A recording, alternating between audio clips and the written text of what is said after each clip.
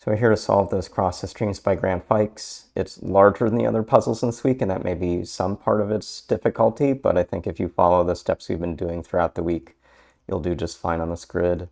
We've reflected it for the purposes of this video, but the puzzle is the same as you would have seen on the web. Just these columns were rows, and the rows were columns, and the theme of Goldilocks and the three question marks is still drawn attention to by this one set of three question marks, the only ones in the grid. I'm going to start with these 4 clue groups that are fully specified just based off the size of the grid. And in doing them, I'm seeing some interesting stuff right next to these groups. These three clues don't have a lot of space to grow, and they're going to have to grow around these green squares. If we started here, we form a 2 by 2 square, but if we start here and here, we can put a group of size 3 in. There is no more space above this for anything for that asterisk, so these are already completed groups based off the clues that are in the grid, and we can mark all the other squares off. In a puzzle of size 10, a clue like 6, there are 4 degrees of freedom, but 2 squares always specify. Those be the middle 2 squares. This clue of 7, 3 degrees of freedom, so they're, sorry, 3, so 7 minus 3 equals 4, so these 4 squares are always shaded. But again, with this 2 by 2 square, we end up getting exactly these 7 cells shaded. Marking this off means we can now grow out from this square, put 1 in, we see that we have that 1 already done, this already done, this already done, so this comes all the way to the far left corner. Still for connectivity now is going to come down this edge. Coming to here, we have a single 2 that's at the start of that row, and actually this also has to now be a 2 for this to work. This single 1 as a second clue gets marked in, and now this also for connectivity still is coming out. Again, this group has nowhere to go unless it comes to here, but look at this column clue. It needs a group of size 4. That's going to have to be just all the remaining cells, so this will have to grow out 1 more still for connectivity. Looking back at this 1, 1, 2, after this 2, 2, we should ask, where does this 2 group sit? So we certainly have this as a 1, and we can't have a 1 and a 1 and a 2 before here. So this is one of these shaded ones, which means this is also one of the shaded ones, and that you can't shade any more of these cells. This then is the 2 that completes this pattern, and that whole row is now filled. Coming down maybe to this group, 1 and 5, in the 5th row, where can a group of 5 be? It's not anywhere over on the far right because there aren't enough contiguous cells. It can be in this group of 6, but it will always have to start from the cell which is already shaded. So this is 5 straight cells. We need a single 1 separated from others, so we have to actually mark this off and mark this in. These then come down for connectivity. This is isolated in the grid just based off 2 by 2 squares. Where does this 5 sit? It has to be the 5 that's already in the grid. So we're making good headway here. We've got this column that has a group of size 2 needed in it, and that can't be anywhere near these shaded black squares, so it's going to be up top. We have these cells that will have to stay connected with the rest of the grid, so those go in here. And I think that now means we can think back about this 5, 1, 1 clue and say it's either this 5 or there's a whole stretch of 5 here that equals this 1, 1.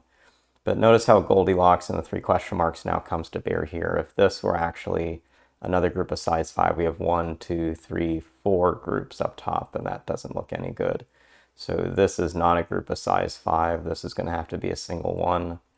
This is going to have to be the other single 1 that completes that clue. Shades us out to here. We've got just the first 2 question marks, and there's going to need to be some cell shaded over here.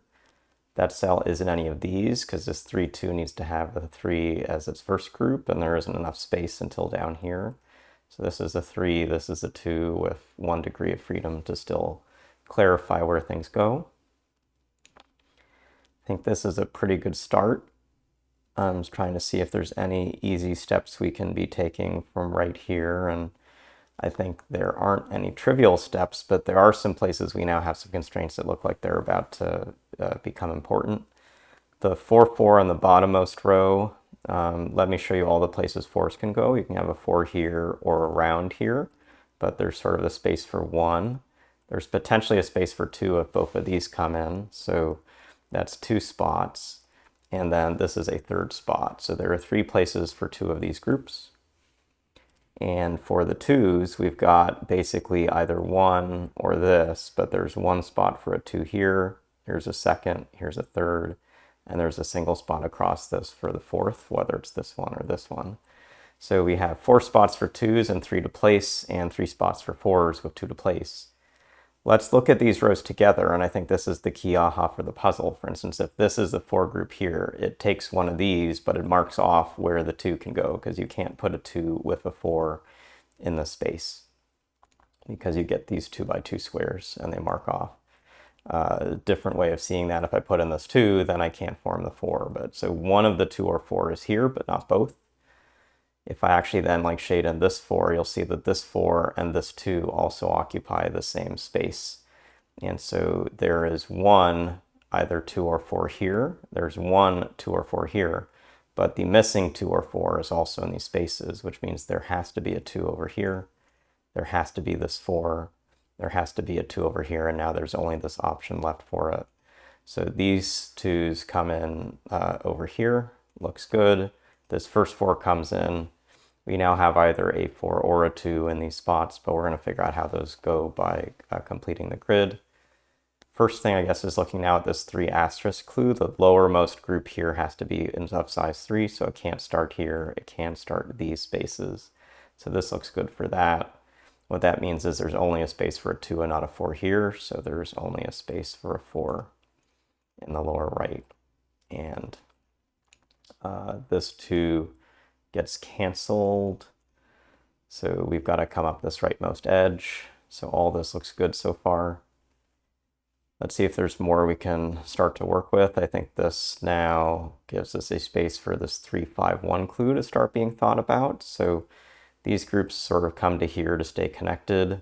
There can be a 3 in the space, but there can't be another 3 before this big 5, and that's certainly going to be the 5. And then we have a single 1. So the 5 and 1 are in the grid. That means effectively the 6 is all the way down here. And the 3 is going to have to now extend just off that cell. So we've got these all marked in.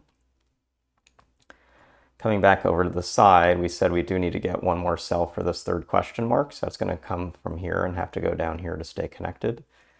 There is no other space now to place a 3. So the group I've now shaded must be the group of size 3, which means this is this next door group of size 3. Connectivity requires this cell, connectivity requires this cell, and the rest are off by 2 rules. This is for connectivity. Get this in.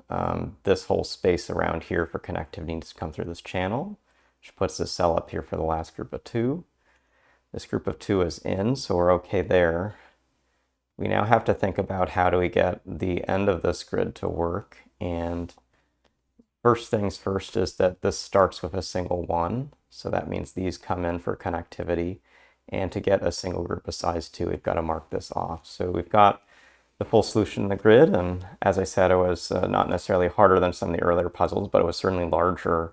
And I think the key considerations were down in these bottom 2 rows after we got through the middle of the puzzle, where we had 1, 2 spaces. It could have a 2 or a 4, but we only had 2 groups of flexibility.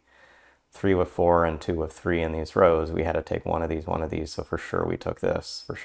So hopefully you got a sense of how to see those clue groups together. And I hope you really enjoyed this Cross the Streams week. It's a fun puzzle style, and we're happy to have had it. And we'll see you again soon.